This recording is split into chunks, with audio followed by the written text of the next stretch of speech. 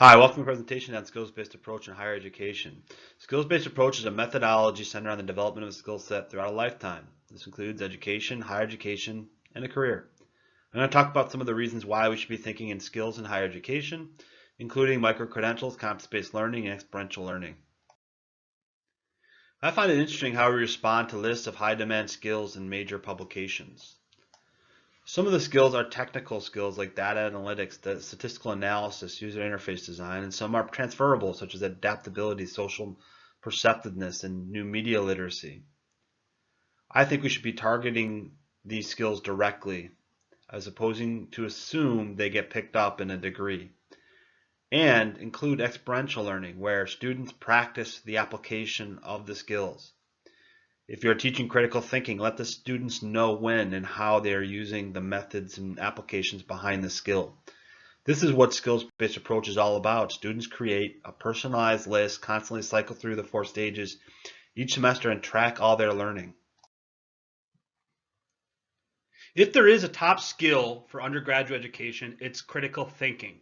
According to Derek Bach in his book, Our Underachieving Colleges, it is impressive to find faculty members agreeing almost unanimously that teaching students to think critically is the principal aim of undergraduate education. And we're not doing such a great job. According to the authors of Academically Adrift, there's been no statistically significant gain in critical thinking, complex reasoning, or writing skills for at least 45% of the students. What they did is they had students take the test right before entering college and then 2 years into their education. Clearly, we need to be doing a better job of learning this skill and perhaps take a completely different approach. I think part of the solution to better teach and learn critical thinking is to consider the underlying methods and application of the skill. Here's a table of some of the methods behind critical thinking. I think we should be planning how we teach and track the learning when imparting methods and applications in lessons.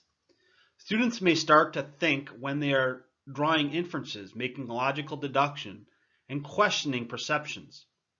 Perhaps this is a similar application as drilling skills in sports for applying in a later game. You almost build an unconscious trigger when you're doing a move. Perhaps this happens with thinking. With critical thinking, we often forget the thinking part and get caught up in the biases perceptions. I think understanding the underlying methods and application is applicable to all skills, particularly thinking and soft skills, where you need to practice them with an almost immediate delivery. I am building tracking and suggesting methods and applications of skill into the skills-based approach application. And there are many other transferable skills taught in a standard higher education program. Typically, a 4-year degree, 2 years satisfy a general elective requirement, which students are supposed to learn a lot of these transferable skills, and then 2 years satisfies specific requirements of the degree of choice. Here's a list of many of the transferable skills, basically categorized into critical thinking, communication, and technology. Just about all standardized tests for graduate school are based on thinking, analytical thinking, reasoning, and so forth. We should also think about how we are imparting soft skills in higher education because of their huge importance. They're becoming increasingly valuable because of technology's applications in AI are pervasive in our everyday lives, and automation is starting to replace a lot of jobs. The carrot for learning about emotional intelligence is something you can improve upon, unlike your IQ, and has a tangible reward. Every point increase in EQ adds $1,300 to an annual salary. With soft skills related to emotional intelligence, you include them in your skill set with skills-based approach, and you move through the stages to track the acquisition of these skills like any other skill. Business leaders say 84% knowledge and 79% applied skill are very important in hiring decisions, compared to only 28% for degree and 9% for college attended. 33% disagree and 34% are neutral to the statement higher education graduates have the skills my business needs. Students feel the pressure and the weight. Tuition and fees rose by 439% from 82 to 2010. Student debt is around $1 trillion. Clearly, there's a communication gap that needs to be addressed business leaders need to connect with higher education and work on getting students getting the applied skills they need to be successful in their jobs. Perhaps this disconnect with communication between companies and educators is part of the reason for the much publicized skills gap, where employers are saying it's difficult for them to fill positions, candidates don't have the necessary skills, and educators saying that they do, and their curriculum has a combination of transferable and technical skills they need to succeed. And perhaps in response, in the upcoming years, executive strategists of companies, 25% of them plan to collaborate with educational institutions as part of their future workforce strategy. I've created a suite of applications to acquire skills. I call it a learning scaffold. At the discrete level, teachers, education publishers, game creators create skills learning labels to represent what is learned from activity, experience, or resource. In the middle, courses professors can create a skill syllabus to lay out precisely what will be learned in a course, and this includes a section for skills, skill competencies, and learning skill methods and applications. Finally, students can create a learning plan with skills-based approach. This is a platform to track all learning throughout education. This is an example of micro-credentialism, a fast track to efficiently, effectively learn the skills needed for a career or credential. This is an actual screenshot from the skills-based approach application. It shows a list of skills, how much time will be spent, and how the skills are assigned to the stages. Micro-credentialism might be considered an alternative to a 4-year degree now, though much of the technical courses remain the same, exactly the same courses. And I think we will see an increase in the shorter learning paths offered by higher education institutions, like SUNY has done, for example. There has also been a spike in competency-based learning programs at higher education institutions. There were 50 last year, and now there's 500, according to a TechCrunch blog. The idea behind competency-based learning programs is to reach a desired skill competency, and when you have, you graduate, you move on. So there's no real seat time contingency.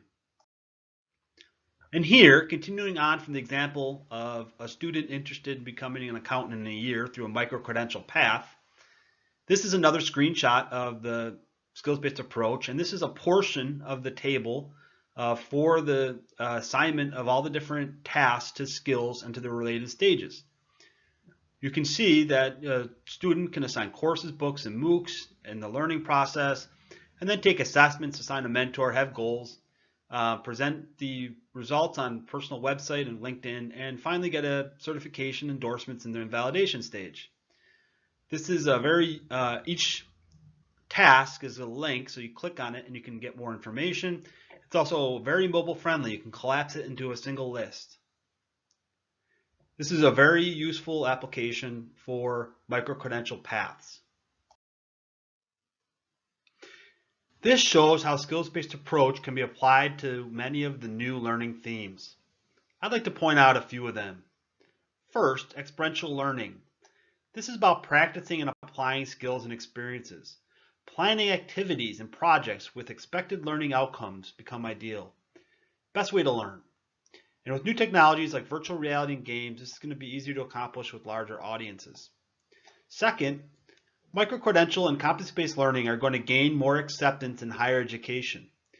Institutions have not been successful in decreasing expenses for decades. I think the solution is shortening the path to credentials, whether this is accomplished with a more direct route or students proving a competency and then moving on at their own pace. Third, there's going to be a rise in new learning channels, virtual reality, simulations, etc. There's going to be new age skill assessments, not based on grades, age, and demographics. Increase in mentorships, and a larger number of certifications and licenses to verify readiness for a career. Well, I hope you got something out of the presentation today. You can join the community online at skillsbasedapproach.com. If you click on the resources on the menu, there's a list of different subjects or themes related to skills-based approach. You can watch videos, read articles, and find presentations.